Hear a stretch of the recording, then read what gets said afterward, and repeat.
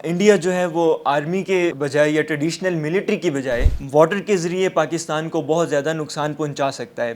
اب ایسا کیوں ہے؟ بی جے پی کی گورنمنٹ آنے کے بعد انڈس واٹر ٹریٹی کی جو وائلیشن ہے وہ سٹارٹ ہوتی ہے، جب مودی تھریٹن کرتے ہیں پاکستان کو یہ کہتے ہوئے کہ blood and water can not flow together. Terror اور ٹریڈ ایک ساتھ نہیں چل سکتے اور پانی اور خون بھی ایک ساتھ نہیں بہہ سکتا۔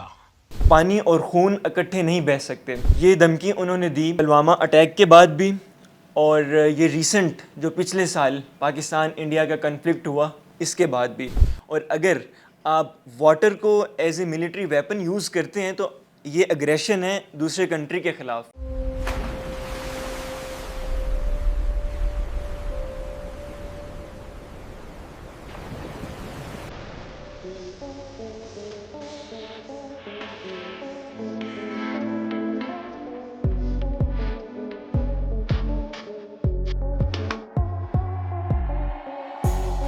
No armies with bombs and shell fires could devastate a land so thoroughly as Pakistan could be devastated by the simple expedient of India's permanently shutting off the source of water that keep the fields and people of Pakistan green۔ یہ کوٹ ہے David للیئنتھل کی۔ اس نے 1951 میں ایک ایسے لکھا جب پاکستان اور انڈیا کے مابین ایک تنازع شروع ہوا پانی کو لے کر۔ پارٹیشن کے بعد 1948 میں انڈیا نے پاکستان کا جو پانی تھا وہ یونیلیٹرلی روک لیا۔ اب یہاں سے چونکہ پاکستان ایک لوور رائپیرین ہے اور انڈیا ایک اپر رائپیرین ہے، اور جو ہیڈ ورکس ہیں وہ انڈین سائڈ پہ ہیں، فلو پاکستان کی طرف تھا۔ اب جب رک گیا تو ایک تنازع پیدا ہوا، اس میں پھر بعد میں دہلی پیکٹ ہوا اور انٹرنیشنل آبزرورز وغیرہ آئے۔ تو ڈیوڈ للیئنتھل، جن کا میں نے کوٹ ایک یہاں پہ پہلے مینشن کیا ہے، یہ ایک امریکن لائر تھے بنیادی طور پہ، اور U S atomic energy commission کے چیف بھی رہے تھے، اور اس کے علاوہ یہ ایک ٹینس ویلی اتھارٹی تھی جنہوں نے فلڈز کو نیویگیٹ کیا تھا یو ایس میں، اور واٹر پہ ان کا کافی کام تھا، کنالز پہ کافی کام تھا۔ یہ پھر ایز این آبزرونٹ آئے تھے پاکستان اور انڈیا۔ انہوں نے پھر اپنی کچھ پروپوزلز وغیرہ دی تھیں، تو انہوں نے یہ کہا تھا کہ انڈیا جو ہے وہ آرمی کے بجائے یا ٹریڈیشنل ملٹری کی بجائے واٹر کے ذریعے پاکستان کو بہت زیادہ نقصان پہنچا سکتا ہے۔ اب ایسا کیوں ہے؟ پاکستان کی جو اکانومی ہے وہ ایک اگریرین اکانومی ہے، ایگریکلچر کا ایک میجر چنک ہے جی ڈی پی میں، اور جو ایگریکلچرل لینڈ ہے وہ اگر اریگیٹ ہوتی ہے تو وہ دریائی پانیوں سے ہو رہی ہے۔ اب جو انڈیا سے پانی آ رہے ہیں اس کا جو 80% ہے ہماری لینڈ وہ اریگیٹڈ ہو رہی ہے دریائی اس پانی کے تھرو۔ اب اگر انڈیا اس پانی میں کوئی رد و بدل کرتا ہے یا ان دریاؤں کا فلو چینج کرنے کی کوشش کرتا ہے تو پاکستان کی زراعت متاثر ہوتی ہے۔ اب ان تمام چیزوں کو ڈیل کرنے کے لیے 1960s میں 1951 کے تقریباً 9 سال بعد سپٹمبر 1960s میں انڈیا کے پرائم منسٹر جواہر لال نہرو، پاکستانی صدر ایوب خان نے ورلڈ بینک کی ثالثی کے ذریعے ایک معاہدے پہ دستخط کیے جسے ہم انڈس واٹر ٹریٹی کا نام دیتے ہیں، جس کے مطابق 3 مغربی دریا پاکستان کے حصے میں آئے۔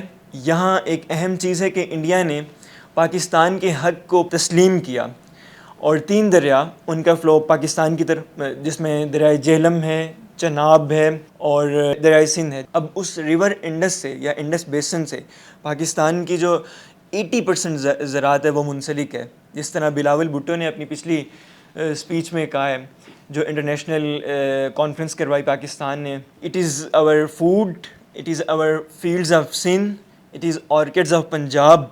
تو اس تمام چیزوں سے، it is water of Khyber Pakhtunkhwa, اور چینلز ہیں یہ بلوچستان کا، تو ہماری بہت سی جو چیزیں ہیں وہ اس سے منسلک ہیں۔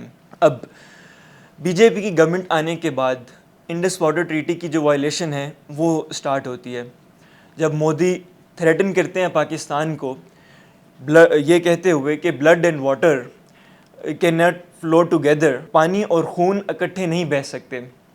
یہ دھمکی انہوں نے دی پلوامہ اٹیک کے بعد بھی، اور یہ ریسنٹ جو پچھلے سال پاکستان انڈیا کا کنفلکٹ ہوا اس کے بعد بھی. اور اس کو پھر عملی جامہ پہنایا انہوں نے کہ اب انہوں نے پانیوں کا جو فلو ہے وہ روکنے کی کوشش کی. آبی ماہرین کے مطابق دریائے جہلم اور دریائے سندھ اس کو زیادہ متاثر نہیں کر سکتے انڈینز. ہاں، دریائے چناب کے اوپر جو مسئلہ ہے، وہ جو ایکٹیویٹی ہے ان کی، وہ متاثر کر سکتی ہے پانی کو. پچھلے دنوں آپ نے دیکھا ہوگا مصدق ملک نے جو بات کی اسی انٹرنیشنل کانفرنس میں، کہ جو فلکچویٹ ہوا ہے پانی کا لیول ریور چناب میں، کہ ایک پہلے انہوں نے کہا مئی میں 78,000 کیوسک سے وہ 1500 پہ ڈراپ ہوا ہے، پھر وہ 20 پہ گیا ہے، اور اگین وہ 500 پہ آیا ہے، اور پھر اس کے چند دیر بعد غالباً ونٹر میں وہ 800 کیوسکس پہ رہ گیا.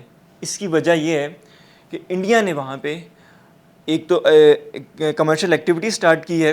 جو ابھی ریسنٹ ان کے ڈیمز ہیں، 4 پروجیکٹس انہوں نے سٹارٹ کیے ہیں، جن میں ایک بڑا میجر پروجیکٹ ہے راٹلے، اور پکل دل ہے، کوار ہے. اس کے اب انہوں نے ٹینڈرز ایشو کرنے شروع کیے ہیں. جو انڈین میجر آرگنائزیشنز ہیں یا ان کی ہیں سروسز ہیں، انہوں نے اس میں ٹینڈر سبمٹ بھی کر دیے ہیں.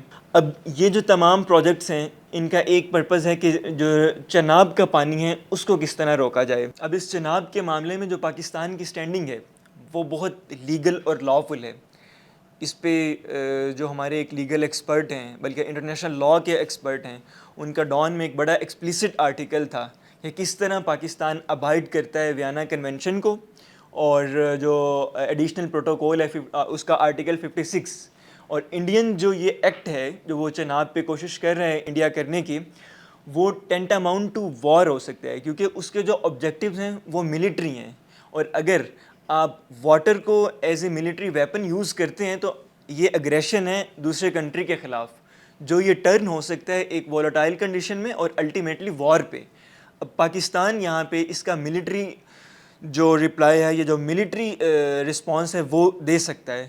یہ ایک ٹرننگ پوائنٹ، یہ ایک بڑی ٹرننگ اور وولٹائل سچویشن ہوگی. اسی ڈیزاسٹر کو سامنے رکھتے ہوئے پاکستان کے ایک بڑے آبی امور کے ماہر ہیں ڈاکٹر حسن عباس، ان کا کہنا ہے کہ جو انڈس واٹر ٹریٹی ہے، یہ اس کو ہم اپرچونٹی لیتے ہوئے اس کو ری نیگوشیٹ کر سکتے ہیں انڈیا کے ساتھ. اس اپرچونٹی کو، جس طرح کہتے ہیں کہ ہر ڈیزاسٹر کے ساتھ جو ہے نا ایک اپرچونٹی لازمی ہوتی ہے، تو اس میں اب کچھ ریکمنڈیشنز ہیں جو پاکستانی سائڈ جو ہے نا وہ کر سکتی ہے.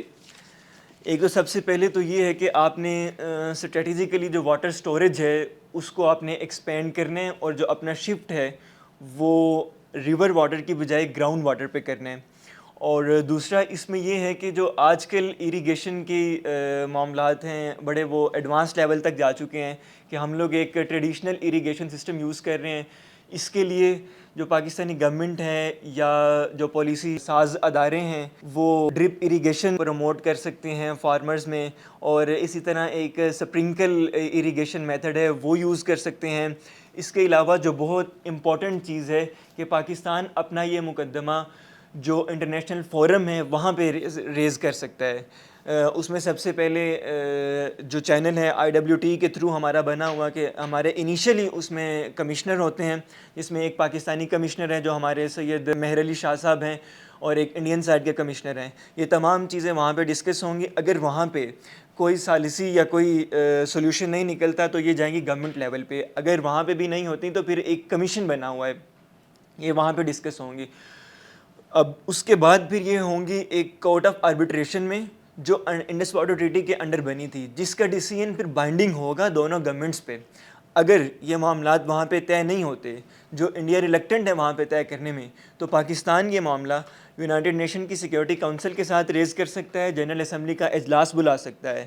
وہاں پہ انڈیا کو انفلوئنس کر سکتی ہے انٹرنیشنل کمیونٹی کہ وہ انڈس واٹر ٹریٹی کو ری انسٹیٹ کرے اور ری اسٹور کرے اس کی ایکچوئل ٹرمز پہ.